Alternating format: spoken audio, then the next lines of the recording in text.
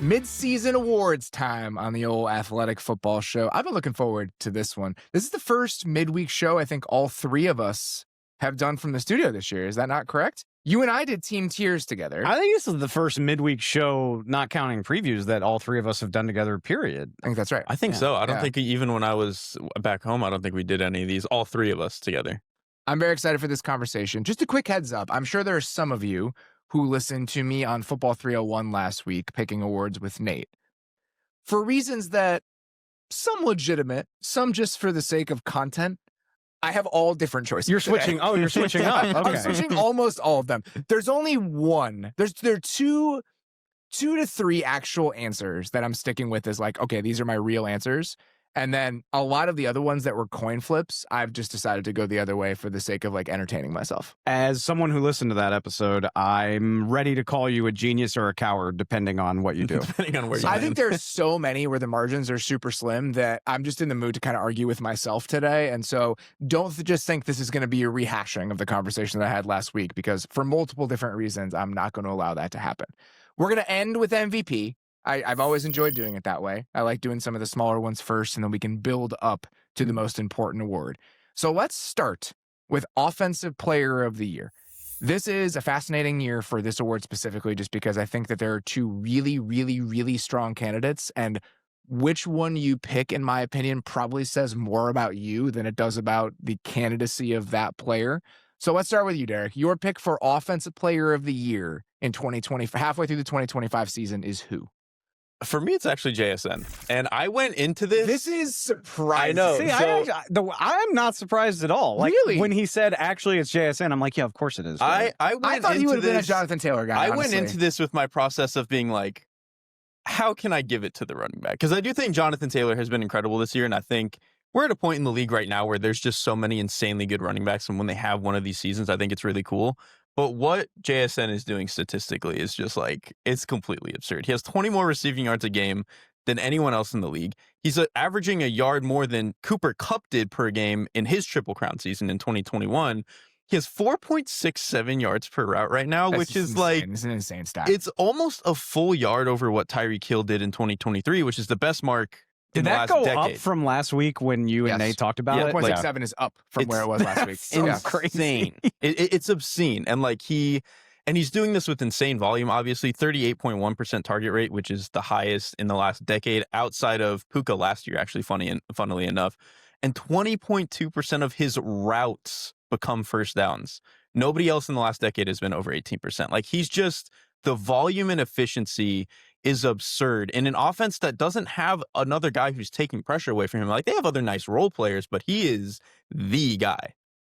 The volume and the concentrated volume is one of the biggest things for me. The fact that he's getting almost 40% of the targets for the team that I believe is still number one in passing DVOA this season, and the efficiency despite the volume, it's really, really, really hard to do that. To have 4.6 yards per route run while getting 38% of your team's targets is almost impossible to do. And so I think Jonathan Taylor has been phenomenal this season, but JSN is still my pick for this exact reason. Like, we're having a really, really good running back season from Jonathan Taylor. We are having a historic wide receiver season from JSN halfway through, and that's why I landed in the same place that I did last week. If you want me to like tear down JSN, I'm not going to do it. Like, but Jonathan Taylor is Jonathan Taylor is my offensive player of the year. And then the stats that go with JT are just as silly. He has more rushing yards than 20 NFL teams.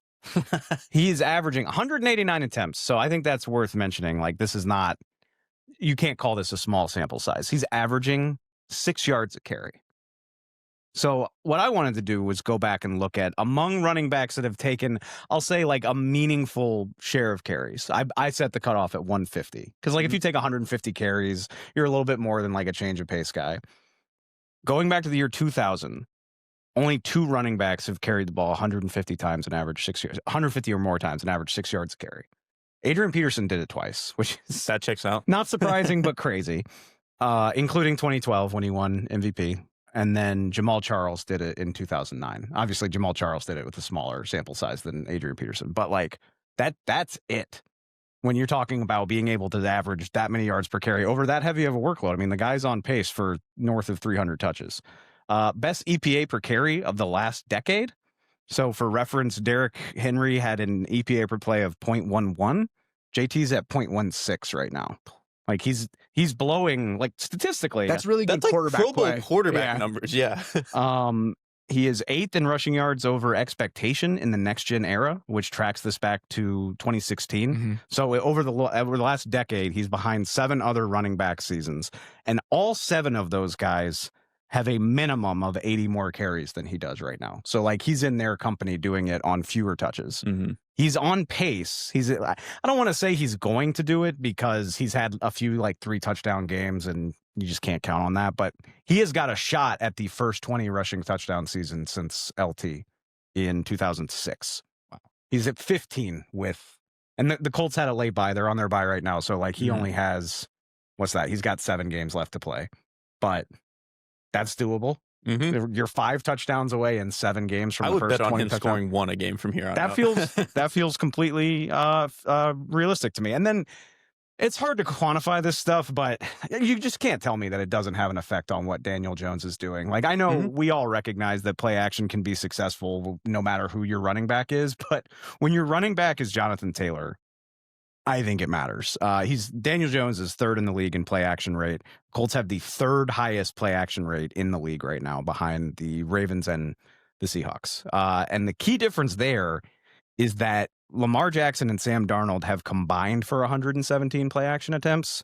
Daniel Jones has 125 on his own. Oh my God. So like they're just as explosive while doing it way more often. And you can't tell me that that's not Jonathan Taylor having an impact on things. And if I had to think of a way, what I would say, like if you're looking for a way to say to take JT over JSN, and I know this doesn't have a direct effect, but in the grand scheme of a game, I think it does. The Seahawks have a top 5 defense and the Colts are middle of the pack, and so like having that thing to fall back on, like the Seahawks are one of the most complete teams in the league is what I'm trying to say. I think the Colts are very, very, very much built out of Jonathan Taylor is their means for controlling the game, whereas the Seahawks defense is that. Yes, for them. I think thank you for saying that smarter than me.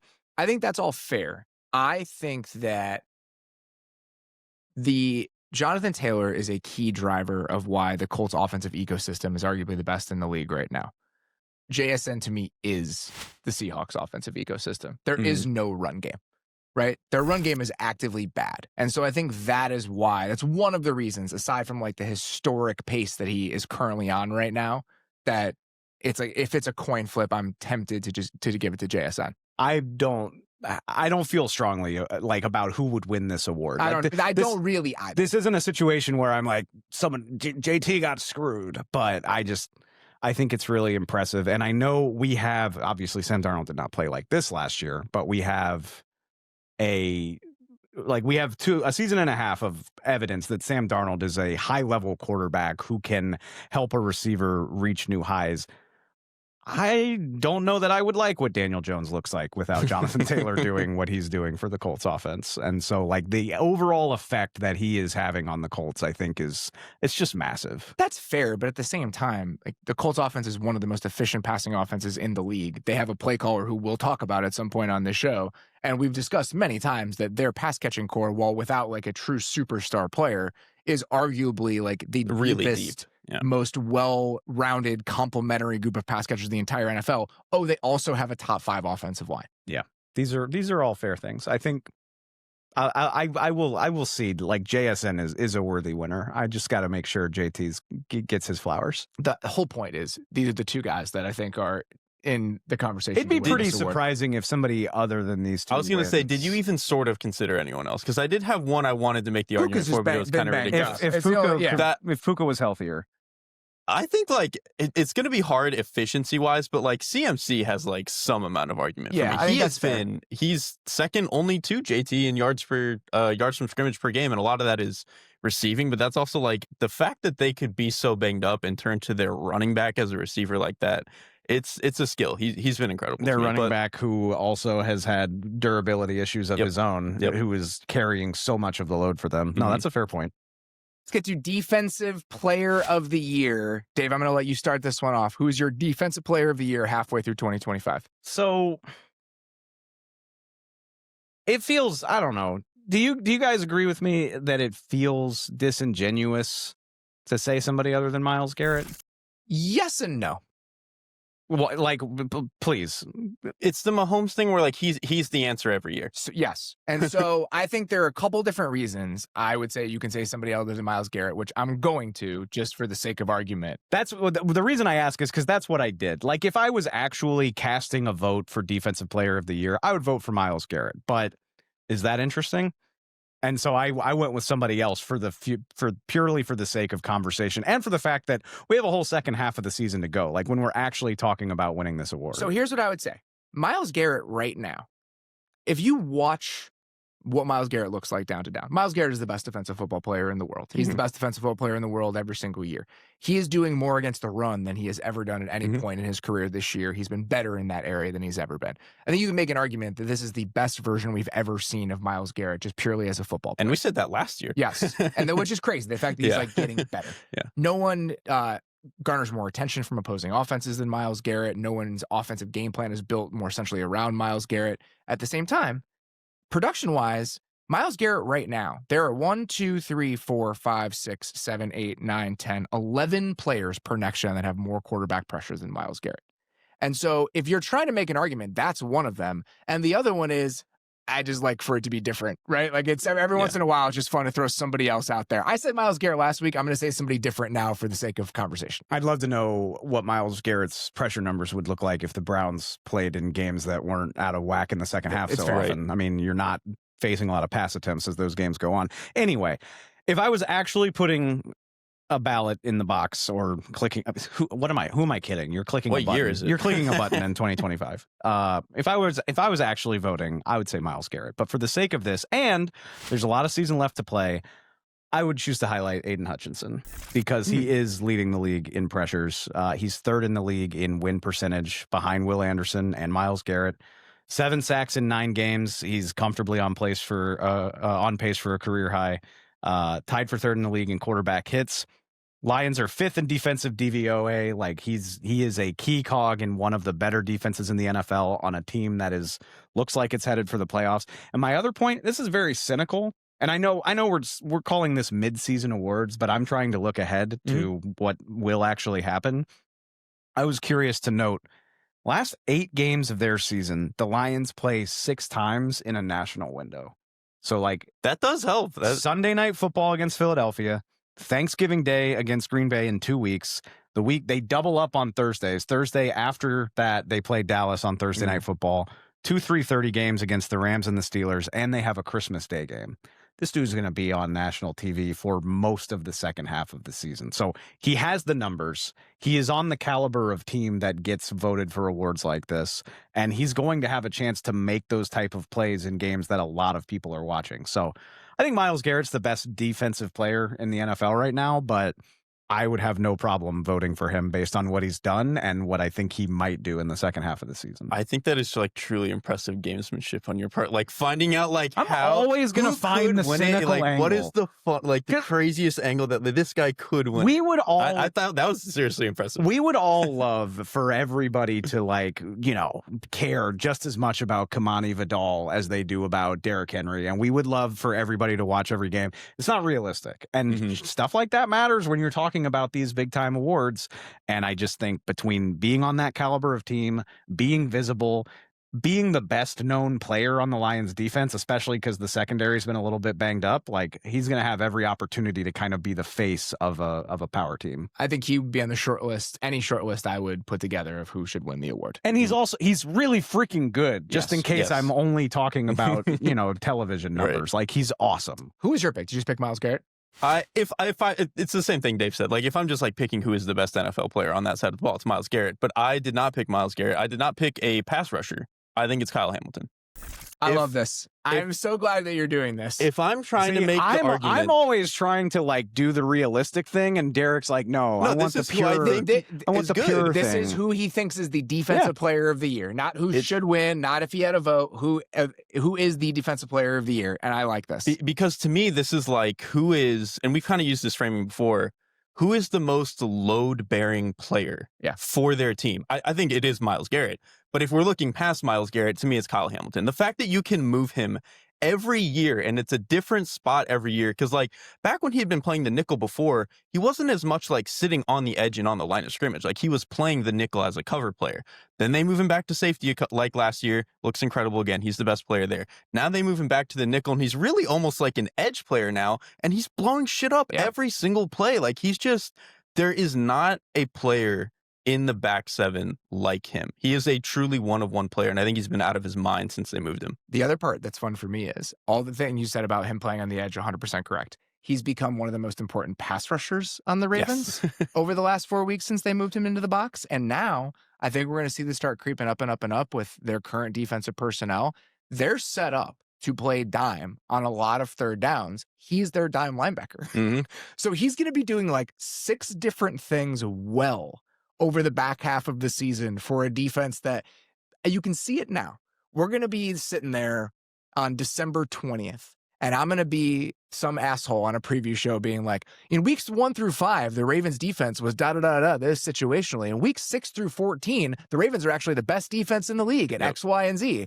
And the exact thing you can draw from point A to point B is the way that they're using Kyle Hamilton. You can already see it playing out right now. Yeah, and like there's just like, again, there are so many other players that are great, but he's changed positions effectively in the middle of the season, and he's at minimum like a top 5 defensive player. It's insane to me. He's a unicorn. He's the best. He's also he won't win this award. He won't because he doesn't, because even him playing well right now, he doesn't have the numbers. Yeah, you don't have stats. And that position, it's hard. In order to win this award as a defensive back, period, but especially as a safety, you need a historic production year. Like Charles Woodson, when he won it, it's all those interceptions, all those forced fumbles, all those sacks. Kyle Hamilton's just not going to have that. I mean, in part because it's really hard to do, and the other part of it is he didn't play close to the line of scrimmage for the first 5 games of the season. But I love the fact that you mentioned Kyle Hamilton. I think if I was building a list of 5 guys right now, I think the 2 guys that you said would absolutely be on that short list. Myles Garrett, who, again, I just think is the best defensive player in the world. We're in Aaron Donald territory with him. He is. You watch him, and it's like, that's the best guy.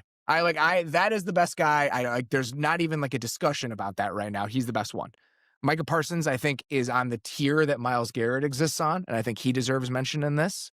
My winner, because I think that Myles Garrett had a quiet-ish week last week, and if you look at the entire season in total, the numbers, and the fact that I think he's leveled up a little bit in a way that's interesting to me, my answer is Will Anderson Jr. today. Guys who played the Jacksonville Jaguars did not have a quiet week. No. So it's a good time to talk about it. I recorded a video about this today. It's going to come out a little bit later this week on the Athletic Football Show YouTube channel. And I was telling Derrik about this before we recorded it.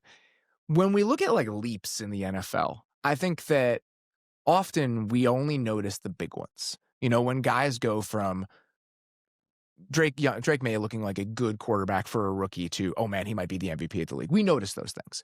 The ones that are subtler, sometimes we can miss them because I think we bucket guys as he's good or he's not good. We know that Will Anderson has been a good player. We're aware of this. He is a different player now as a pass rusher than he was over the last couple of years. When you watch him play, and I think maybe that's one of the reasons I felt inclined to pick him, is that I had spent all of last night just rewatching every pressure from the Texans defense this season. When you're looking at last year, Will Anderson had 60 pressures, and he was productive, but a lot of his production as a pass rusher over his first 2 seasons were a product of him being an incredible athlete, right? Like the type of player that is a lauded, truly like once every 4 or 5 years defensive prospect, and just plays harder than almost anyone else you're going to see, like is wired the right way and is incredibly talented. That is enough to be a productive NFL player, and that's what he was over the first 2 years. And somebody on their staff told me this during training camp. They're like, he's put it all together now. Like the sequencing of it, the timing of it, the confidence. And when you watch him as a pass rusher now, you can feel that. So his get off, if you look at the next gen numbers, is like top 5 and has been over the last couple of years. He explodes off the ball. And so obviously offensive tackles are setting for speed because they're worried about him getting the corner on them. When they do that now, how clean and crisp and efficient his like speed to power bull rushes are, and the way that he's just collapsing the pocket, he's affecting games now in a way that he just wasn't over his first couple of years. And it's happening consistently. And this just isn't like a qualitative thing. It shows up in the numbers as well. So far this year, Dave mentioned it. He's number 1 in pass rush win rate per PFF right now, which you see that when you watch him. Only Nick Bonito has more quick quarterback pressures this year. Only Nick Bonito among players with at least 200 pass rush snaps has a higher quick quarterback percentage. And then you combine it with how much attention is being paid to Will Anderson. The only two guys in the NFL with more than 200 pass rush snaps per next gen that have been shipped more often than Will Anderson are TJ Watt and Myles Garrett. That's it. And he has the quickest time to pressure, 2.51 seconds, of any pass rusher in the league with more than 200 pass rush snaps. You feel it. And this is like a perfect mixture of eye test, anecdote, and the numbers lining up. And so I think if I was voting right now, it would probably be Myles Garrett, but Will Anderson Jr. is the next guy that I would mention. Due to my fixation on narrative, it is interesting to think, what are the Texans right now? 4-5? I think they're 5-5, right? 4-5. 4-5. They're 4-5. Safe to say, I mean, Jacksonville is a perfect example. They gave him a shot against Denver, God help them. But like, if this defense keeps the Texans relevant until CJ Stroud's available, if this team can, I don't want to say put it together because I don't know how much you can do with that offensive line, but like if they stay relevant enough to where the offense can give them a better chance to sneak into a wild card spot or anything like that, it'll be because Will Anderson and Danielle Hunter and Derrik Stingley and those guys were so exceptional in this rough stretch for them. So I think that is something worth keying on when you get to the last, 3-4 weeks of the season. I just love this for him because you mentioned it. Like, he's a player where when you heard him talk as a prospect when he was like 21 years old, or you just watch him play, he clearly does just like have the right stuff to him. Yeah. Like, just which that's how when he came out. That's what everyone said about him. Yeah. It's just like, that guy is like the best human being that's ever existed. And it's just like the for him to like it all fully come together, where again, he was a great athlete coming in and he's always been a good run defender, but for him to now like be able to access some of the violence he had as a run defender into what he's doing as a pass rusher, sequencing into stuff, like he's one of those 3 or 4 unblockable ends at this point. Will was your preseason pick, wasn't he? He was. And Hutchinson was my preseason pick, so I have no idea. Mine probably was Myles Garrett. No, I think yours was Micah. Yeah, well, it probably was because we probably did this right after the trade, so that makes sense. Yeah, just keeping tabs on that. Yeah, I don't. That part of it didn't even like really get into my mind. I guess maybe the only reason that's linked is because I like him as a player. Sure, right? Like maybe he's that's awesome. The only reason that I'm inclined to watch him because I like him as a player. All right, we're going to take our first quick break and then come back with the offensive and defensive rookie of the year. This episode of the Athletic Football Show is brought to you by our friends at Facebook. You know, every year around this time, there's that one night when everyone's back in town, Thanksgiving Eve. You swing by your old bar, see some familiar faces, maybe even reconnect with an old teammate you haven't talked to in years. That's what Facebook's all about, those little connections that end up meaning a lot. Maybe it's someone posting in your high school alumni group saying they're home for the holidays. Or maybe you find out about a local turkey trot where you dress up with family through a Facebook event. Even hopping on Marketplace to grab something to spice up your home ahead of Thanksgiving can spark a new friendship. This season, Facebook's reminding us that a little connection goes a long way. So if you're heading home, hop on Facebook, check out your group's events Marketplace, and see who you might reconnect with. Let's reconnect this holiday season with Facebook. All right, offensive rookie of the year. Derrik, why don't you kick this one off? Who is your offensive rookie of the year halfway through 2025? My answer is Teteroa McMillan. I think when I watch him, I enjoy this. Statistically, he does not have the case that Tyler Warren is going to have, or Emeka Egbuka, or even if you wanted to make the case for like Jackson Dart relative to rookie quarterbacks, he's probably not going to have the statistical case. When I watch him, he hasn't played enough games, right? Yeah, but when I watch him play football, that's the best rookie in my mind. Like, he is just an absolute dog, and like even I do think he has some of the good. You're a true Hoopers purist. Yeah, I mean, I'm Drake London. Like, I love the big guy go catch football, T Higgins, all that stuff. But the volume numbers are not there, but his underlying like efficiency numbers are pretty crazy. 48.1% of his targets right now go for first downs, which is the best among rookies. Like, he's a guy that you throw him past 10 yards and he's going to go get it. 80% of his catches go for first down, which is, there are only a handful of other players in the league where that is true of, and also have 50 targets. So doing it on that kind of volume, it's Rome Odunze, Alec Pierce, George Pickens, Devonta Adams, like other Pro Bowl caliber type of receivers. So the fact that Alec Pierce, Pro Bowl caliber receiver. I don't disagree with it. I don't disagree with it. It's just funny that we've gotten to that point. I know. And then I was actually talking to Bryce Rossler of Sports Info Solutions, and their database goes back to 2015. And there have been 289 qualifying 1,000-yard receivers since then. And Teteroa McMillan is on pace to do that. His on-target rate for catchable passes, like balls that are on where they should be and are in his range, he ranks 287th out of 289 players. He is not getting catchable passes, and he is still producing like this. I really think he's incredible. That's when you filter it for the quarterback quality. I actually think that makes it a much more intriguing choice. I'm not going to say, like, Justin Jefferson is in the news a lot this week because of his like body language and his reaction to some of the stuff that was going on in the Ravens game. It wasn't that bad in the Carolina game against the Saints, but like you watch that back, you can see some like, oh my God, in Tedero McMillan's game, which I do not blame him for whatsoever. But he's so smooth, like to just keep the basketball thing going. Like he moves effortlessly.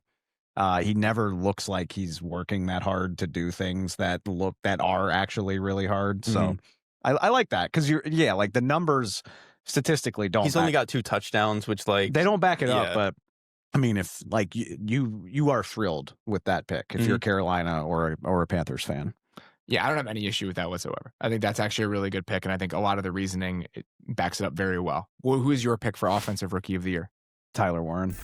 And you know what? I have the same one. The stats back it up, but I don't think I would love Tyler Warren as much as I do if not for a bunch of stuff that doesn't show up on the stat sheet. Like he is such a big element of everything that they're doing. I mean, for starters, they use him everywhere. Like he's in line half the time. Obviously, he's a tight end, but they play him in the slot 30% of the time. They move him out wide 10% of the time.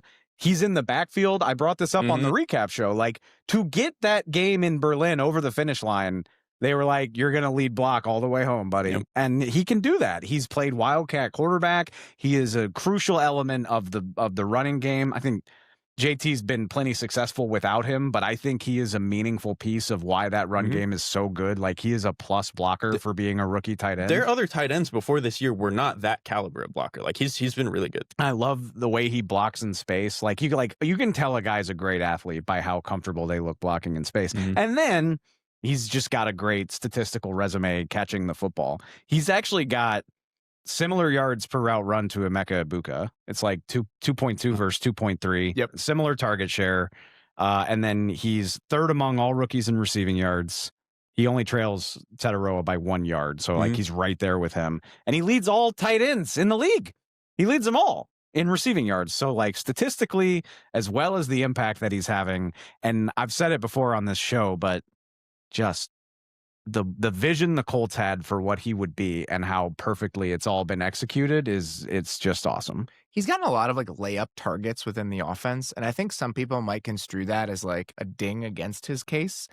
I actually think that it speaks to how much they want to build the offense through him. That's who you want to get the ball to. Yeah, let's give him the easy ones. The fact that there are so many of those, like, let's just dump him the ball into the flat and let him go to work. Like, those are easy completions. And I think those are like kind of simple plays.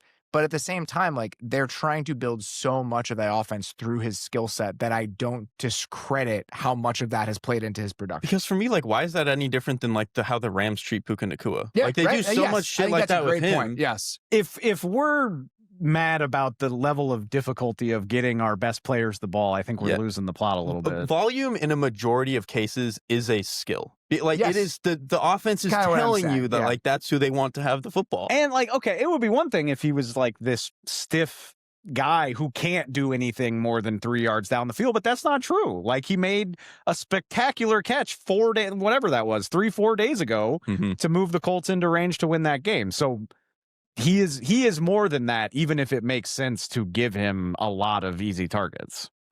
The other guys I would throw out, I think Emeka Egbuka has a case. Just had like, in terms of like overall like yardage production over the last few weeks. Before last week, when he had 6 catches for 115 yards against the Patriots, had like a quiet 3-week stretch. You know, against the Niners, he had 24 yards. Against the Saints, he had 35 yards. And so I think that by the end of the season, he will absolutely be in the conversation. But right now, it's probably cooled off a little bit. And I just don't think Jaxon Smith-Njigba has played enough games.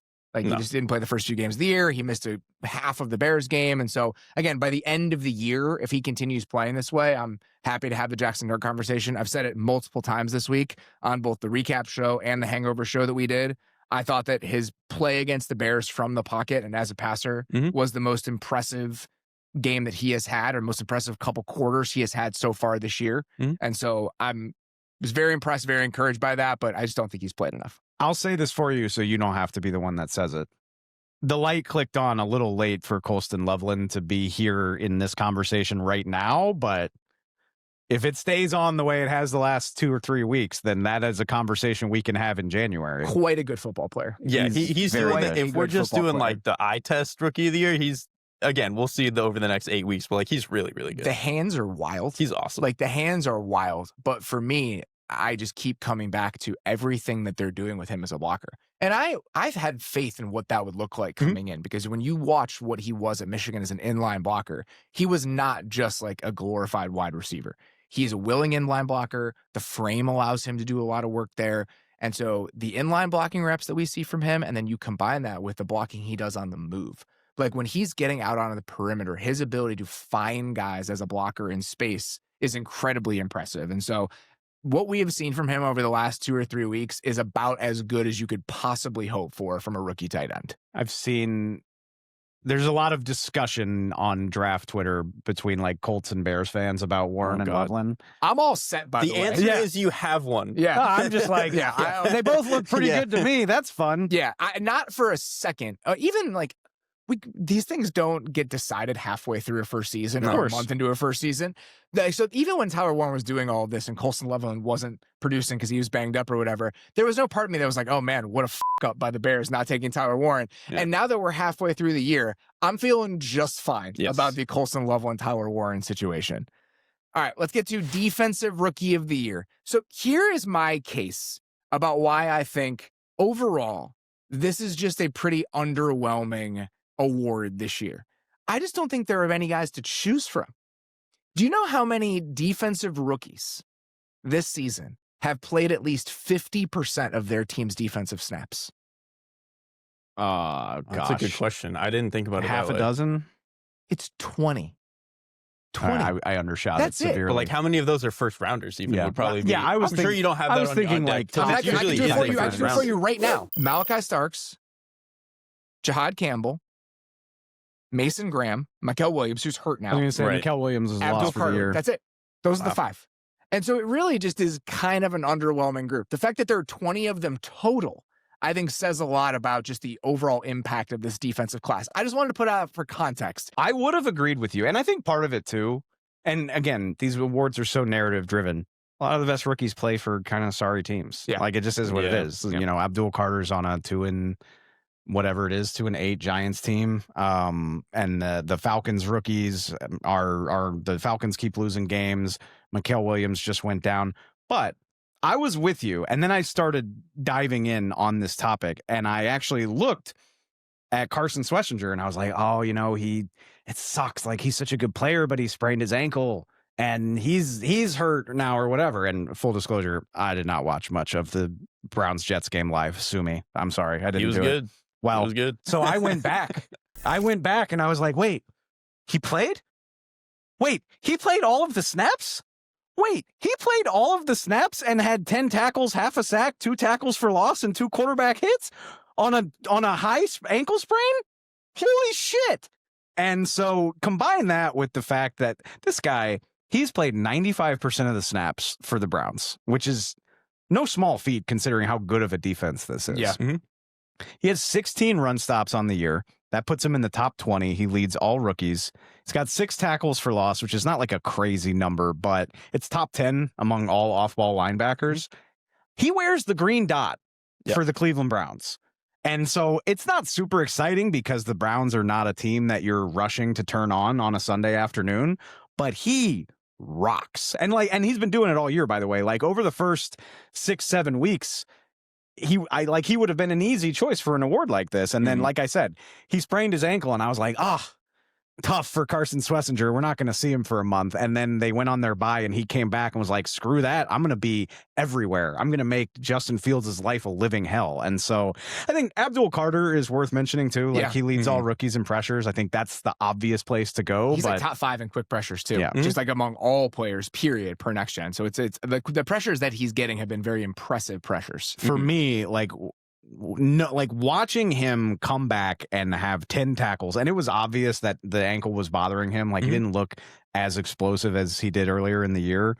that kind of sealed it for me, where I was like, all right, the Browns might not be an exciting team, but this guy doing this as a non-first round pick, he's my defensive rookie of the year. He's also mine, and it was not really that close for me. Like, Abdul Carter is great, but I also think like making the case for a defensive rookie of the year who just doesn't have the sack numbers Carter does. And I know the pressure numbers are good, and he will regress. Like, he will probably end the year with like 6 sacks by the time some of that comes back.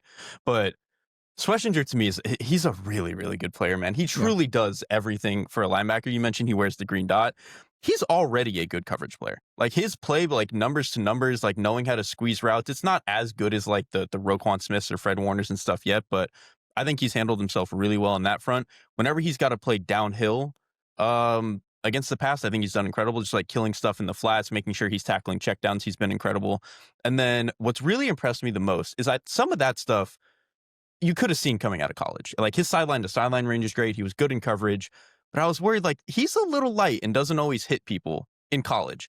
This year, for a player of his archetype where speed is kind of his game, he actually does take on blocks really well. And I think he plays downhill really fast and he takes back space for the defense. So I think him having all that, and then he does have like a decent statistical case. Next Gen Stats has tackles that are counted as stops, which are like negative offensive EPA plays for the offense. He has 43 of those tackles, which is 9th in the NFL right now. Like, he's everywhere all the time. He's their green dot guy. He's a good coverage player. Like, he truly checks every box for like a future Pro Bowl linebacker. I have no issue with this whatsoever. I think that I probably picked Abdul Carter mostly out of like as a default because again, he's 3rd in quick pressures in the NFL. The sacks have not been there, but Brian Burns is stealing them all. Yeah, he's been a consistently disruptive player, but I'm more than okay with Carson Schwarzenegger. If Abdul Carter wins this at the end of the year, I won't be surprised and I won't have an issue with it. And yeah, like there's no way he ends the year on 1 sack. I appreciate you guys highlighting the fact that Carson Schwarzenegger has been as good as he's been as like a full-time player though. And also, the other guy I would throw out just because he has been pretty much a starter since day one, and I think has acquitted himself very well. Jahad Campbell has been good for the Eagles defense. He is 100% worth mentioning here. Yeah. But I think Schwarzenegger probably deserves it if we're looking at the totality of the case. So I do not disagree with you guys. All right. Protector of the year. This is a new one, obviously. First year we're doing this. So essentially, offensive lineman of the year in the NFL.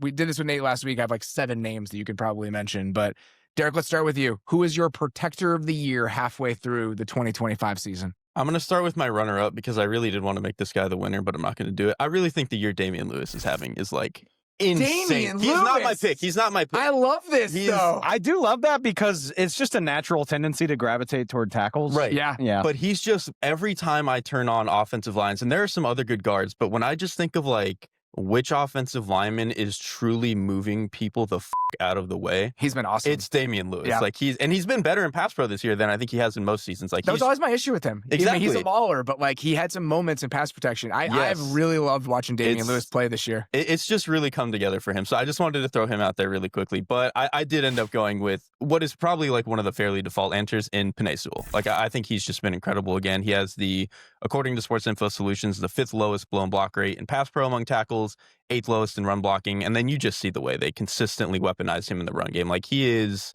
year in, year out, 1 or 2 of the best tackles in the league. And I think this year he's been awesome again. I also picked Penei Sewell.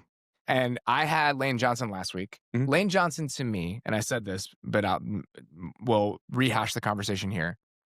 He feels like the Myles Garrett of offensive linemen to me in a way. Where like when you watch Lane Johnson, it's like that's the best guy. Yep. Like in pass protection specifically, there is no one who does it like Lane Johnson. There is no one who makes it look as easy as Lane Johnson. A lot of the numbers are backed up. For last week, he had given up 1 quick quarterback pressure on the season. And when you watch him in pass protection, there truly is like nobody like him. And so that was my pick before last week. And then he gets hurt last week. He misses a good majority of that game. And I think that's enough to like open up and kind of revisit the discussion. And so that's why I'm giving it to Penei Sewell. Like, Penei Sewell has, per Next Gen, the lowest one-on-one quick quarterback pressure rate allowed in the NFL. And he's probably the best run blocker in the NFL this season. That's enough. Like, that combination of 2 things. So the fact that Lane missed most of last week, that was enough to open the door for me to give it to Penei Sewell. Shocker of shockers. We're talking about Penei Sewell and Lane Johnson in this award category. I mean, those 2 guys deserve mention. I think, like, Robert, you've mentioned this before, and I think it's fair. Again, if we're talking about narrative, like everything Lane Johnson has done over the last decade or so, I think we said this in the preview episode, like doing the preseason awards. Lane Johnson or Trent Williams felt like the easy answer to this for like the first time we're doing this award. Lane Johnson, that would be, if I were going to bet on this, that would be my runaway favorite to win the actual award. If you guys have already mentioned those two, I think I just want to mention Andrew Thomas. He was the other guys we were going to mention. He was the next one. I think you could easily give it to Andrew Thomas. I love it, and we talk about this a lot with receivers. There are so many good players, and like if you take a step back, if you get hurt or whatever, the world just moves on, and like you don't matter anymore. And it's been cool to see Andrew Thomas get healthy and get back into the Giants lineup and rock. Like he pitched a shutout against the Broncos. He's a big part of why Jackson Dart has been successful. He's been really good in the run game too. Yeah. Like when you watch him, he's been really good in the run game. You mentioned some of the numbers for Lane Johnson. It's essentially Andrew Thomas and Lane Johnson are like the guys in the same exact stratosphere. Like if you look at some of the next gen pass blocking numbers, Andrew Thomas has the highest time to pressure rate among any offensive tackle in the league. It's 4.24 seconds. Him and Lane are the only ones over 4 seconds. Like Lane Johnson, 1 quick pressure allowed this year by Andrew Thomas. He's been, I think, maybe the best left tackle in the league when you combine the run game and the pass. I think Garrett Bowles. And availability. Yeah. Garrett Bowles has been really good this year in pass protection. I think he's worth mentioning as well. Those are probably the guys I would throw out there. Quentin Nelson is having a really good season. I think that's worth mentioning as well. I'll be honest, I didn't think that hard about interior linemen because it just tackles feel like such an overwhelming I think favorite. you should I think we should acknowledge like the play we've seen from some of the interior guys. I went in trying to find, at least like knowing that an interior player is not going to win it, I still went in trying to find like, okay, if I had to pick a center or a guard, like who would it be? And so I did have I came down to, for 2 centers, I was like, Creed Humphrey and Zach Frazier are having pretty special seasons. And so they're not going to win it, but I wanted to give them their flowers. Yeah, I think Creed Humphrey is absolutely worth mentioning, but I think Andrew Thomas to me right now it's like a 1A, 1B with Sewell. Again, just because Lane Johnson missed like a majority of that game last week. That's enough because I think it's that close right now. I made this point on this show before I joined it, but it's all the more reason to college football this thing up and give an award for every position. Like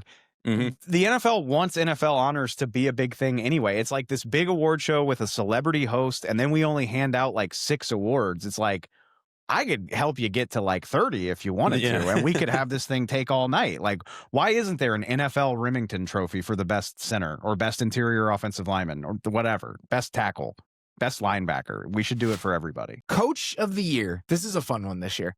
I think there is a really good group of candidates. I had 2 that I was picking between. We can dig into it. Dave, why don't you kick us off? Who is your coach of the year halfway through the 2025 season? I wasn't really that conflicted about this. There are a lot of good candidates, but I didn't think that hard about it. Shane Steichen is going to be an obvious name. Mike Vrabel, Dan Campbell changing over coordinators and the Lions not missing a beat. I don't know. Like who am I forgetting? They've missed a beat. They've fired the offensive coordinator. Okay, well that's a great point. Demoted. Now Dan Campbell's a great play caller. Even more reason to name him coach of the year. Mike McDonald, Sean McVay. The point I'm about to make is if it's not any of those guys, who's your pick? You want to know? My point. Shane Steichen, great. Colts have been very, very healthy. Mike Vrabel, great. Drake May is playing like an MVP. San Francisco 49ers are 6-4. Brock Purdy has played in 2 out of 10 games. I thought you had mentioned him. That's why I was confused. This is a totally reasonable choice. He has been healthy for 1. I thought I really threw you off. Brock Purdy's been healthy for 1 game, really, because the Jags game, he was not right.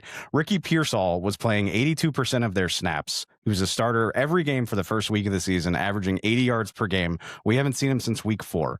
Juwan Jennings has been in and out of the lineup. He's missed 2 games. Brandon Ayuk is still on IR. Nick Bosa has played 18% of this team's snaps on the year. He's been gone since week 3. Fred Warner, 55% of the snaps on the year so far. He's been gone since week 6. Mikael Williams tore his ACL in week 9. Malik Mustafa started the year on PUP, didn't come back till week 6. Even role players that do nice things like Yetur Gross-Matos and Bryce Huff have missed multiple games with injury. The 49ers are 7th in offensive DVOA, 3rd in offensive success rate. Mac Jones has won more games as their starting quarterback than he did in the last 2 years combined. And the San Francisco 49ers have an 80% chance to make the playoffs. There are a lot of good choices for this. Who's doing more with less than Kyle Shanahan right now? I'm totally fine with this. This is good. I didn't even consider him, but this is like if you're not really. I think right now, to me, my choices came down to Steichen or McDonald for reasons that we'll dig into. Yeah.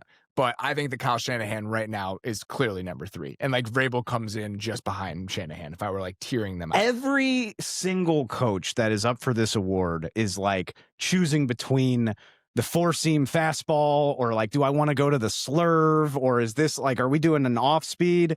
Are you left-handed? Yeah, I am actually. Yeah. This is the first time I've noticed that. He's like pantomiming pitches with his left hand. Kyle Shanahan's just out here like trying to rub whatever he can off the brim of his hat and just get this thing over the plate. And he's not throwing a shutout, but he's throwing a great game. Like, he is so handicapped by what he doesn't have. And it hasn't always been pretty, but the fact that it's not a lost cause is very, very impressive. So I think this is probably an indictment of me more than it says anything about Kyle Shanahan. I think I'm just like, unless the results are insane, just like not bored of Shanahan, but like he does this. I don't know. We do that too often. We do. We That's why I'm saying ignore the guys who we know are good coaches. And it's a me issue. That's fair. And I do the same thing as well. I will also say, I don't think the general public just takes it for granted that Kyle Shanahan is a good NFL coach. I think there are a lot of people who think he's like a choker and he's overrated. I think there are plenty of Niners fans that want him kicked out the door. Like, I do think it's important to kind of reset and acknowledge the fact that Kyle Shanahan is a very good NFL football coach, and this year is one of the best representations of that we've ever gotten. I hate that it takes a situation like this to make people take note of what he does. Because, yeah, like Kyle Shanahan should win Coach of the Year when they have, when they look like the Avengers and they win whatever it was and they're on the cusp of winning the Super Bowl. But that's not the way this award usually works. And so I've said this already on the show, but I think it's funny that he would finally win this award with one of his worst teams of his Niners tenure. But the fact that we're not just like giving them the Bengals treatment, like, what are you going to do? But you're irrelevant, is amazing. The 7th in offensive DVOA, I think, is crazy because they finished top 10 last year, and they were banged up for a huge chunk of last year, but at least Brock was healthy. Mm-hmm. The fact that now you have a backup quarterback. How many teams could lose? Their quarterback gets hurt in week 1. And I know he came back for the Jags game, but it's been since week 1 that they've been dealing with this. How many teams would we even still talking about, let alone they have an 80% chance to make the playoffs? And Pearsall's been out for however long. Ayuk still hasn't played all year. Kittle missed some time. I didn't even mention in my notes that Kittle missed 5 games. Like, yes, it's unbelievable. He's building the whole thing out of Christian McCaffrey, Colby, and Dominic Pooney and Jake Tonjes. Like, the fact that he has been able to do this year is pretty wild. I will say the schedule is horrendous, right? Like, they have had a very bad schedule, but that Rams win and just everything that they've done and the overall quality compared to what he is working with 100% has to be acknowledged. Who is your pick? I went with, again, kind of what Dave was saying, kind of probably like the easiest answer. I went with Shane Steichen. I think that's a good answer. Completely fine. So for me, I think that was partly like I gave him the coin flip because of the narrative of like, the fact that he's doing this with Daniel Jones is kind of crazy. And I also do want to give him play caller. Yeah, it plays into this. And I want to give him some credit too for like going out and hiring Lou Anarumo, and the defense has been better. Absolutely. Like I think that he is my pick for a lot of those reasons. I barely gave him the edge over Mike McDonald because I do think what McDonald is doing with that defense is really, really special. And obviously they've done a lot of other parts, him hiring Kubiak and stuff, but I ultimately still gave it to Shane Steichen. I think the Shane Steichen, Mike McDonald cases, there are a ton of parallels between them, right? Mm-hmm. You have one guy who oversees his side of the ball and is the play caller for that side of the ball. And the Colts have the best offense in the NFL by most advanced metrics. The Seahawks have one of, if not the best defenses in the NFL, according to most advanced metrics. They're currently third in weighted defensive DVOA. They were second last week. And so by the end of the season, they're going to be in the conversation. Like, it's them, the Broncos, and the Texans are all like kind of grouped up at the top. I think there's going to be a lot of switching around. The Seahawks have been, if not the best defense in the league, then certainly one of them so far this season. And they've been banged up. They've had guys coming in and out of the lineup. We got second and third string DBs all over the place. You barely even notice because of what he is doing. Ernest Jones is now hurt.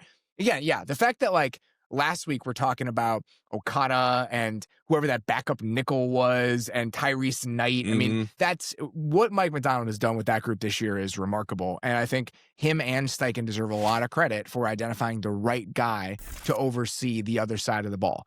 I went with Steichen last week because I do think that he's just on a crazy, crazy heater as an offensive play caller, and that should play into this. Like, if you're the head coach and you're also the play caller, the quality of what you're doing in that role matters if I'm picking this award.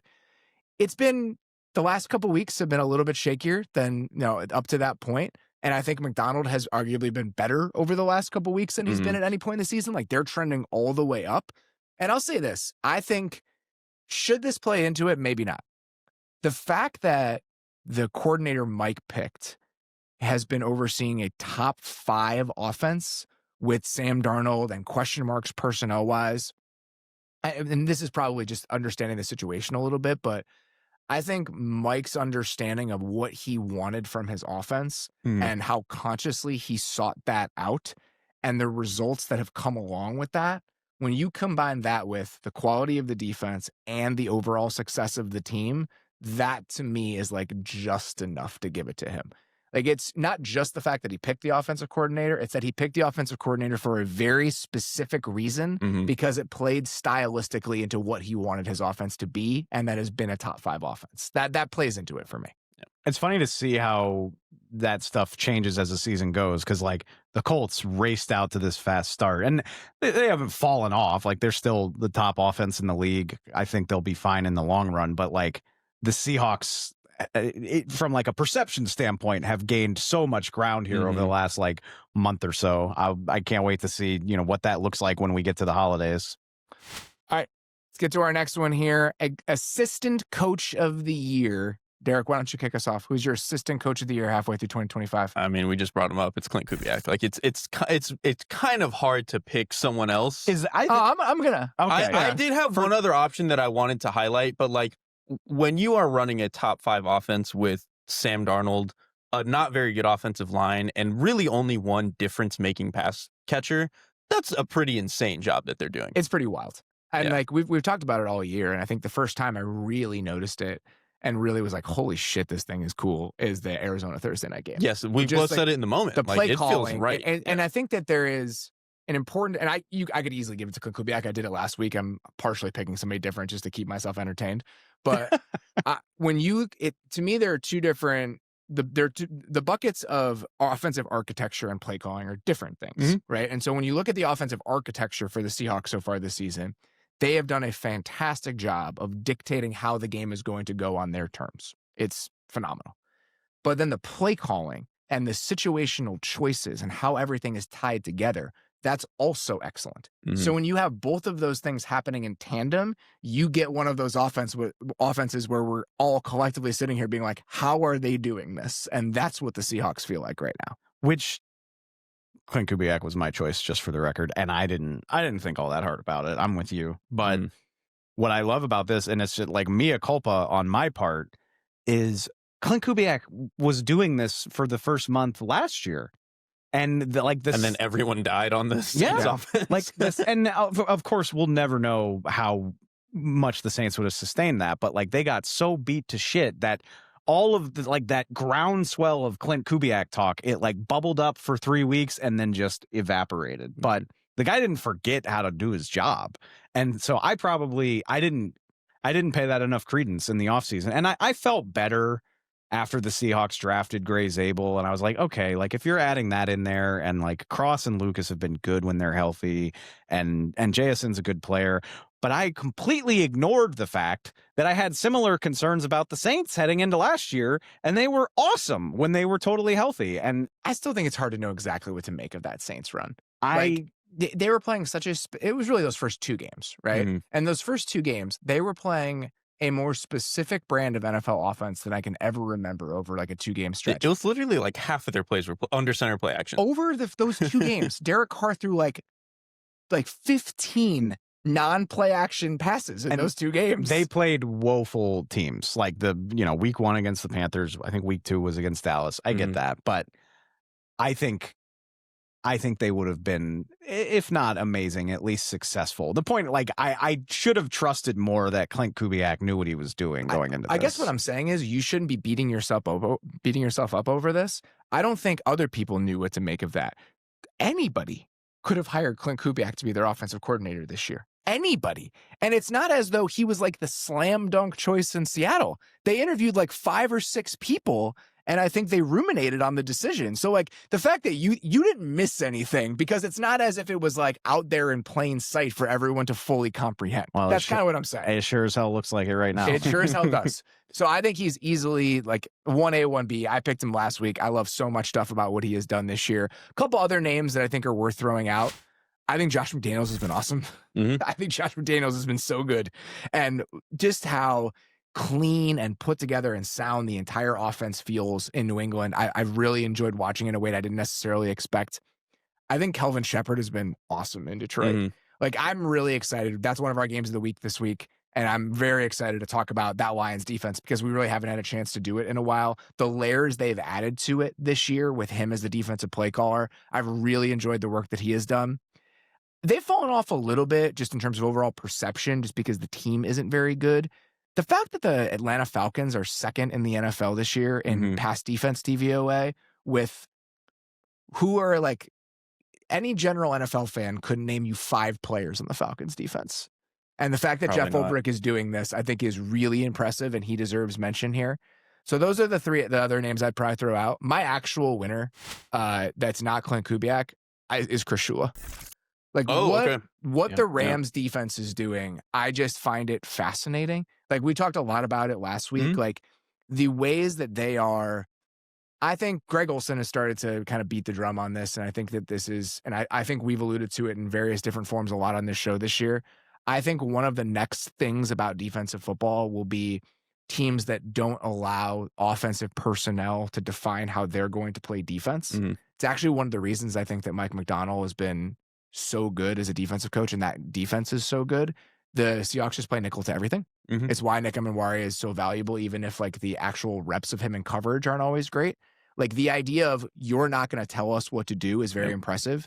And the Rams are kind of like that, but almost to like an entirely different level. Like, if on 2nd and 7, they're like, we're playing our dime defense. Like, this is just what we do. And so I think that how extreme some of the ideas have been from Shula, and the way that he's been able to get the most, not only out of that front, the front is talented. They're all the best versions of themselves because of the way that they're used within that defense. And the fact that this is a top 5-ish unit, top 7 at least, with the talent that they have on the back end, I think says a lot about the quality of coaching that has gone into that group.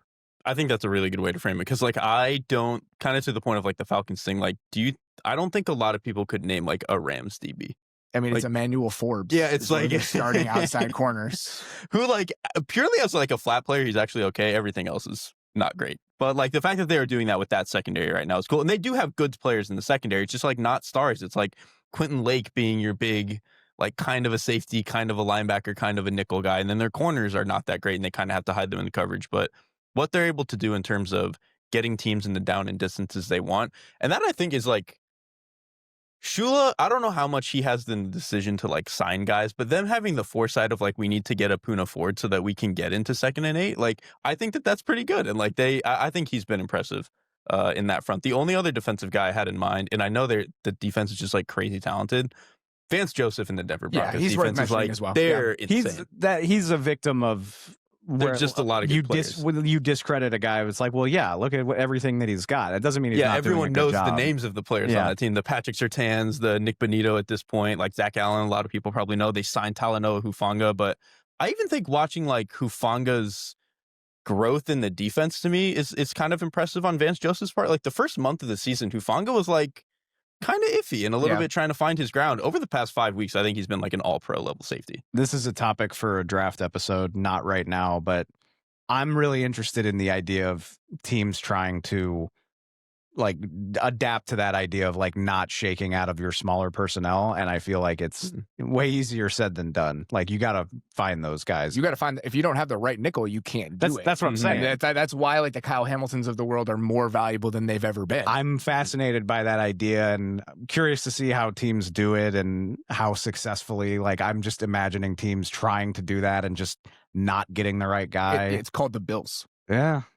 I feel like we're going to get a lot of like, you remember in like 2015, we were getting a lot of really bad long corners because people saw the Legion of Boom. We're going to get a lot of bad like 6'3" nickels because of these. Yeah, teams. exactly. Like, oh, look, this guy's amazing. Look, he can be our hybrid guy. And he's just not as good as some of these successful guys. A few other defensive coordinators that I think just to acknowledge them as part of this. The fact that Patrick Graham has the Raiders defense with the talents on the Raiders defense playing at like a top 10-ish borderline top 10 level is insane. He is the NFL's MacGyver. You give him anything and you'll have like the 12th best defense in the league. That's crazy. There are like 4 above average players in the Raiders defense. So I think he deserves mention here. I really like, again, what Nick Rawls is doing in Arizona. And I think as that defense has gotten healthy in the back half of the season, we will acknowledge and be able to see what they're going to do for the final 9 weeks. The last guy that I'll throw out, similar thing. Now that they're healthier again, I think he will re-enter the discussion. We'll be having some talks about Jesse Minter by the end of this year. Yeah. By December 25th, by Christmas, we will be having the where does Jesse Minter go conversations because I think the Chargers defense will yet again be one of those how are they doing this sort of groups. All right. 2 more here. We don't have to spend a ton of time on this one. Executive of the Year. What'd you guys have for this, Dave? I'm really proud of myself because I've been really critical of this guy at times over the years. And maybe I will be again based on what he did at the trade deadline. But I think Chris Ballard has done he has been right about a lot of things heading into this year. And like if we're at the halfway point of the season, the Colts, if they're not the best team in the league, they're at least the most surprising success story. And you can tie all of it back to correct decisions that they made during the course of this offseason. I mean, Daniel Jones is their quarterback. Again, you talk about Clint Kubiak, like nobody was dying for Daniel Jones to be in their building. The Vikings let him walk out the door. And we've talked about it on this show before. They let Will Fries and Ryan Kelly walk out the door. And on this show, we were like, is that a great idea? Like, maybe you should care more about that. And no, they were absolutely right. Matt Consalves and Tanner Bortolini have been great. They shored up their secondary. They signed Charvarius Ward and Cam Bynum. They are 6th in pass EPA and 14th in success rate versus the pass. Which is not incredible, but last year they were 23rd and 20th in those respective categories. Like, they knew they just needed to get overall better, and they did that. And also, we mentioned Lou Anarumo already, but and maybe Shane Steichen obviously has a hand in that as well. But like identifying, even if it's an obvious defensive coordinator to identify, going and getting anybody could have hired him. Anybody could have hired him. Exactly. Tyler Warren is my offensive rookie of the year. Yeah. Well, Chris Ballard had a hand or guided that draft process. The rest of their class isn't really doing all that much, but if Tyler Warren's the headliner, I think that's A-okay. So just half a dozen, coin flip sorts of decisions, and they hit on all of them. The reason I was joking at the beginning is I'm not convinced I love the Sauce Gardner thing, but that is not this team's problem because you get Sauce for 8 more games and the playoffs. And if it turns out in the long run that wasn't a good idea, that'll be for executive of the year, like 2028. Like we don't have to do that right now. So right now, I think Chris Ballard's done a lot of good stuff. If I was making a short list, he absolutely would be on it. Yeah. Who was your answer? He also would be on mine, which I have also been very critical of Chris Ballard for a long time. So the fact that he got there for me is pretty impressive. I ultimately went with, actually, my tongue-in-cheek answer is Mike Vrabel. Like, I think that, I think he had a lot of control over that roster. I think they've actually done a lot of things. I don't think that's an acceptable answer. It's not an acceptable answer, but it's like kind of my answer.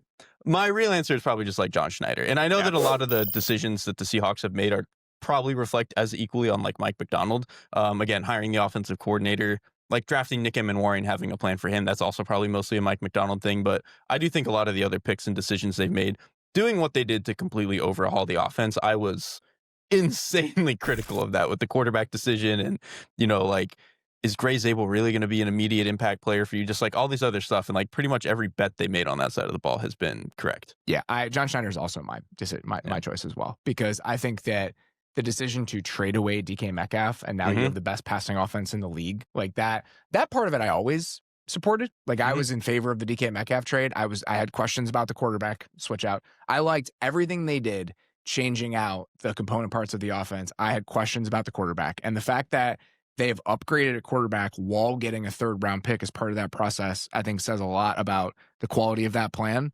And here's why I'm more inclined to give it to the Seahawks than to Chris Ballard for the quarterback thing specifically. Daniel Jones is a free agent. The Seattle Seahawks have Sam Darnold on a 3-year, $100 million deal. In a world where we have all these guys making $50, $55 million a year at quarterback, and Sam Darnold has been better than the vast majority of them, that's an incredibly valuable contract to have. That's the new edge. I think we've talked about it on the show before, but Sam Darnold at $33 million a year when Jordan Love and Trevor Lawrence and all of these guys are making 50, 55, that's a huge, huge advantage. Sam Darnold has he's on $13.4 million cap at this year. It's 33.9 next year. And we're going to talk about MVP in a second. He's in the conversation to have been like the best quarterback in the NFL so far this season. So you combine that with the shrewdness of some of the other moves, and then you look at the draft class. Obviously, Grey Zabel has been a day one starter for them, has been a defined positive. Emenwari and the way that they've been able to kind of help build their defense because they have a player like him, I think is worth mentioning. Elijah Arroyo in the 2nd round, you've seen what he gives to this team that wants to use multiple tight ends all of the time. Even like a Robbie Oots, right? Yeah. You take a fullback and how that has kind of been able to reshape the way that you want to play offense. And so many things about the decisions from the draft to free agency to the quarterback that the Seahawks made this year. I'm inclined to give it to John Schneider. I think that successfully sways me. I mean, I'm very impressed by what Chris Ballard has done, but you have to go back and really think about what we were saying in March. And I've said it before. I liked Sam Darnold. It was less about Sam Darnold, but like Geno Smith was a really good quarterback for them. They never had a losing record with Geno Smith as the quarterback. And to huddle up and say like, this has been good, but we think we can be better than that. And we think we can tap into a higher ceiling.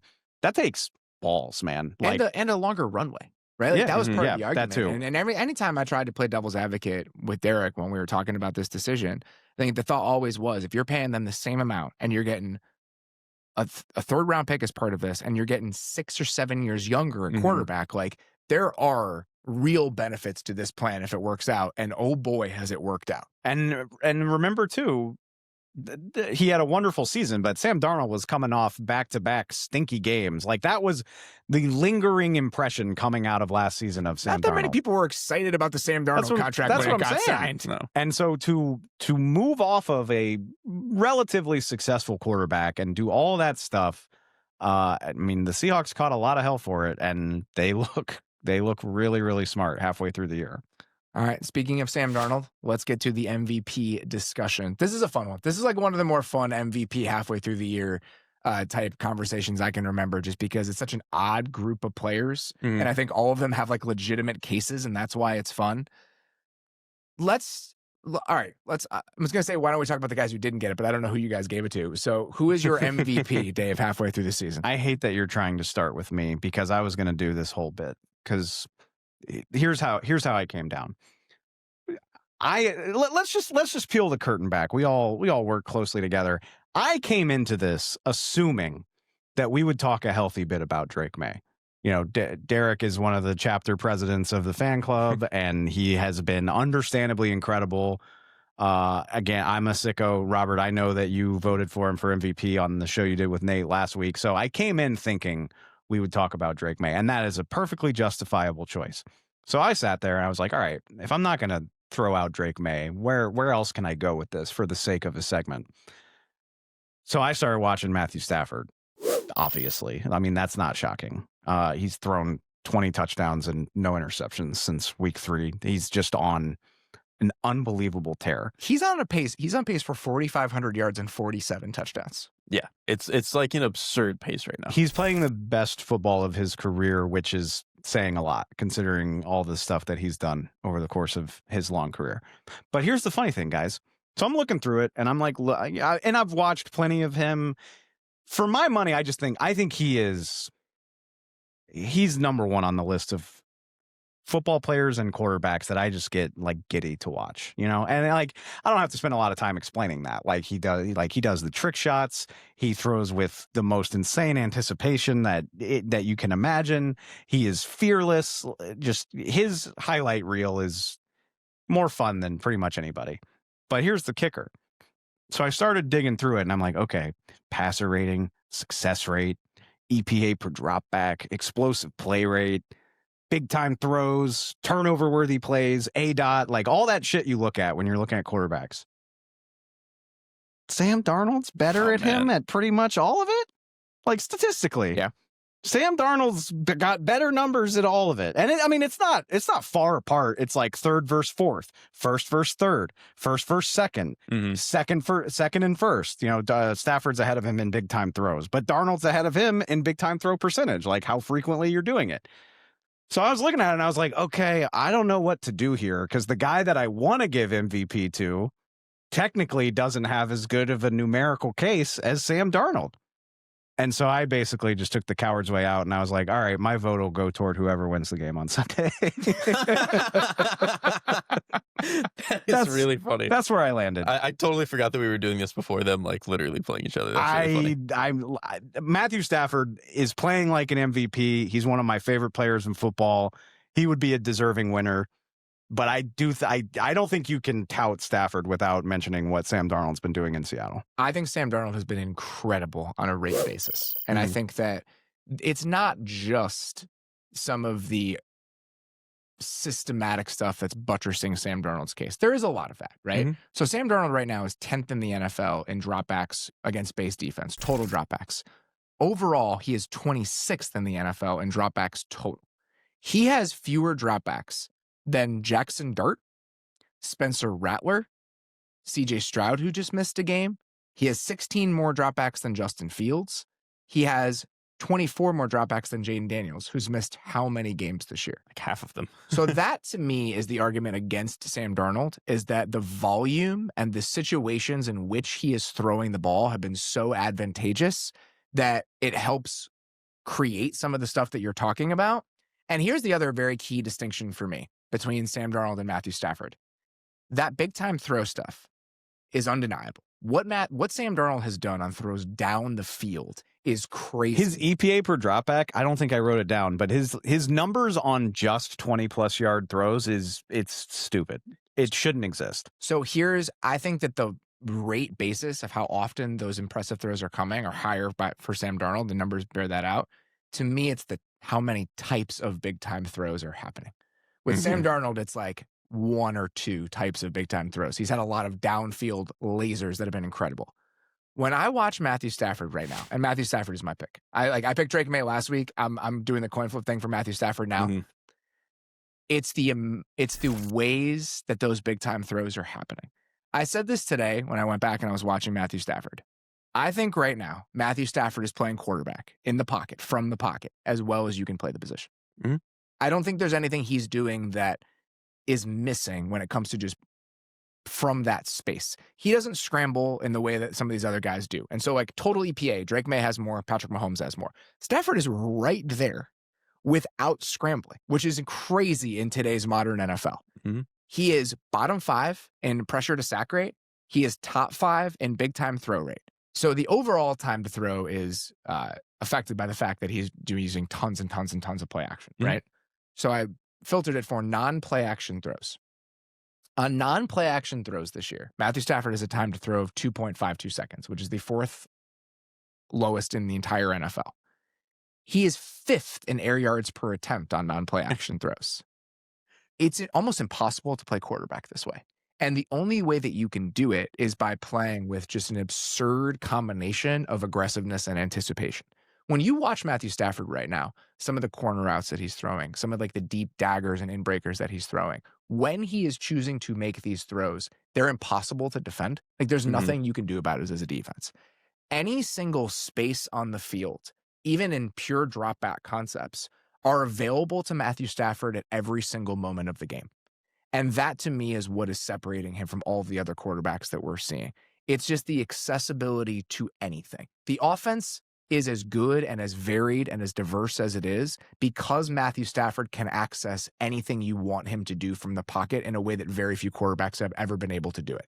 This is purely anecdotal and not a satisfying argument if you're trying to like lay out somebody's case, but just watching him, it feels like about as well as like anybody's played quarterback, and that I personally have watched, and like that includes some of Rodgers' best years, whoever you want to throw out there. Like it's just so impressive to watch. The fact that he is doing it with the limitation of being a like almost 40-year-old man who has never really been like a super scrambler athlete, the fact that he like cannot move and is the best pure thrower in the NFL. Like we talk a lot about like, oh, does this guy have every club in his bag? This is the most I've ever seen a quarterback, like truly has every club in the bag. The comparison I made today, and I brought this up to Derrik, the season that this most reminds me of is watching Brady in 21, where it's the combination of downfield throws and just getting rid of the ball instantaneously. And I think why that comparison is sort of illustrative to me is that very, very, very rarely do you get a guy who has seen this much football and is 37, 38 years old and still has this level of physical talent. And Brady, to me, is the other best example of that. And so when I watch Stafford right now, that's the only comparison that can come to mind is that one specific Brady season. And I think that's the level of quarterback play that we are talking about right now. It really is, which is surprisingly why he is actually my pick over Drake May. I really What the think hell? this. I know. I would have spent 2 hours doing Drake May shit if I had known this. Listen, I'll talk about Drake May in a minute, and I think he's obviously having a phenomenal season. I picked Drake May last week. Part of the reason I picked Matthew Stafford is just to do something different and not pick Drake May again. He will have his moments in this league. That's and the other reason. I have no. There's something about the year that Matthew Stafford is having that like.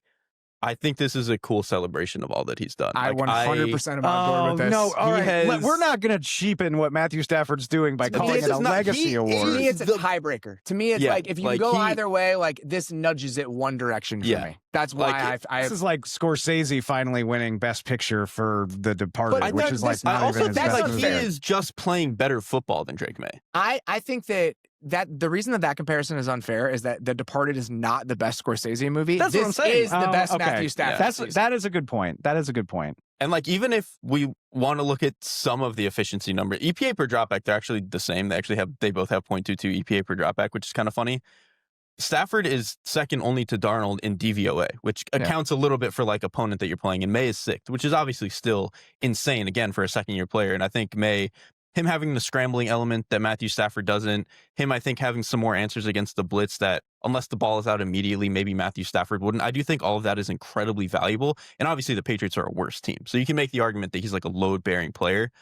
But I really do think that like what they can access the Rams as an offense is like he's really the only quarterback in the league probably right now who can do all what he's doing. That's like, why it happens for me. Like if the total value because of what May gives you as a scrambler, obviously like the number Drake May still leads the NFL in total EPA. Like he has been arguably as valuable as any player in the league. That's why I think he probably is like the 1B decision. But it just comes back to me where I think Matthew Stafford is playing the position as well as you can possibly play the position. You know what's crazy? Matthew Stafford's been one of my favorite players forever. And like, I would love nothing more than to see him win an NFL MVP before he rides off.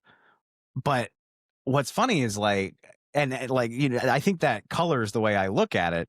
But if I'm just boiling this down, even if Matthew Stafford's playing better, I kind of think Drake May is more deserving for some of the stuff that y'all are talking about. Like the Patriots are I got to scroll a long way, 29th in defensive DVOA. And their running game has been bad. And so what they ask of Drake May within the offense, I think he is asked to do more for that offense than Matthew Stafford, arguably. Considering supporting cast, considering that Devontae Adams is going to Canton and Puka Nacua looks like he could be, and considering like the defenses and stuff, I think Drake May is unquestionably doing more for the overall team, even if Matthew Stafford is playing at a level that I've rarely seen in my career. I don't even know if I disagree with that, but part of the argument I would make too is like, in my mind, the Rams are the best team in football, and that is made true in part because of the way that Stafford is playing, and like he's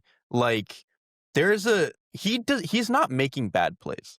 Like Stafford has usually had moments where like he makes some bad plays. That's the other good He argument is here. not f***ing up. Like he is on an unbelievable heater right now. I Wait, 100% agree with that. One guy's been playing in the NFL since 2009, and the other guy's in year 2 of his career. But that shouldn't matter. It shouldn't matter, but I think it explains why one guy never up and the other one maybe does. Sure. Well, Stafford used to do that like all the time. And even last year, like Stafford was good last year, but he was not. This is the best he's played. This is the best that he's ever played. There were moments last year when he was, and I think part of this is because the pass protection has been much better this year. If you look at pressure, which it has to be he's for the also way that getting he rid is. of the ball quicker. But he has been pressured at one of the lowest rates in the NFL. That's been part of this. But Drake May, the sacks that Drake May has taken, Drake May still takes a lot of sacks. There's still more negative plays than you'd want overall. He offsets that by all the scrambling that he does. Like, if you wanted to give this to Drake May, I'm totally fine with that. I just think that after going back and thinking about it and watching Matthew Stafford, and the fact that Drake May hasn't had his 2 best games in the last 2 weeks, it to me, if it's a coin flip right now, I'm happy to give it to Stafford. It would bum me out if Stafford were to win this award mainly because of his status and where he is in his career. But he wouldn't. He's 4,500 yards and 47 touchdowns. You gotta let me finish, man. He is playing that well that we're not just doing him a favor. That's what I'm saying. He is absolutely. He would be deserving of MVP if he were to win this, and that's why I chose him. But weirdly, I think Drake May might be doing more for the Patriots, even if he's not playing just as purely good football as Matthew Stafford is. I think the way that I look at it is, if Drake May was not the quarterback for the Patriots, they would be a bad offense, right? Like, they would not be a good offense. If Jimmy Garoppolo was playing for the Rams, they would still be probably a good NFL offense, like an above average offense. But the level that they can reach because Matthew Stafford is the quarterback is just in a completely different conversation than whatever they would be able to do with Jimmy or any sort of replacement quarterback. Is there anybody besides these 3 that we're not talking about? I had one that I considered, but the statistical case is impossible, which is Justin Herbert. Yeah. I think Herbert is like playing at the level of an MVP. It's just like he's being griefed by his team constantly. Yes. I think that you can make a very similar argument for Justin Herbert to what we're talking about with Drake May. When it comes to like, if without him, like, this would be an unwatchable They would be like a football 2-win team without the way that he's playing. The fact that Justin Herbert right now has a positive EPA per dropback and like a above average success rate as a quarterback in the NFL, given the current state of the pass protection on that team, is truly bonkers. So if we're talking about the most valuable player to his team, I think Justin Herbert's probably in the conversation. Winning the most valuable player award in the NFL, it's his non-starter based on the production. Oh, and I would just throw out there too. He played one of the worst games ever and then went on his bye week, but Patrick Mahomes is still hanging around. Yeah. He'll be there by the end. And I think there's a reason that Mahomes and Josh Allen are both like in the top 3 or 4 when it comes to betting odds. By the end of the season, this might be a different conversation. But right now, I think it's probably between Stafford and Herbert, or Stafford and Drake May to me. I picked Drake May last week. I'm happy to make the case for Matthew Stafford this week. Yeah, I feel good about that. Although, I mean, Darnold's case was a lot stronger than I thought it was when I started doing this. When you look at the rate stats, they're extremely impressive. He mentioned it to me on maybe the Hangover like 2 weeks ago. We were talking about Sam Darnold. He was like flirting with the MVP case, and I was like, when he first said it, I was like, that sounds ridiculous. And then I was trying to think in the moment, I was like, how many players would I really put over Sam Darnold? And it's probably not more than like 3 or 4. I also think it's not just the numbers. Like, when you watch how he's playing the position right now, the offense does some lifting. It doesn't do enough to discount the way that he has played so far this year. He's playing really, really, really well. All right. The Drake May, Sam Darnold MVP conversation we were all expecting to have back in August when we did our preseason awards. That is all we've got for today. If you have not checked out this week's edition of Building the Beast with Dave and Dane Brugler, highly encourage you guys to do that. Dane's Top 50, his new Top 50 just got released. They dug into that this week, so go check that out. We will be back on Friday with a doozy of a preview show.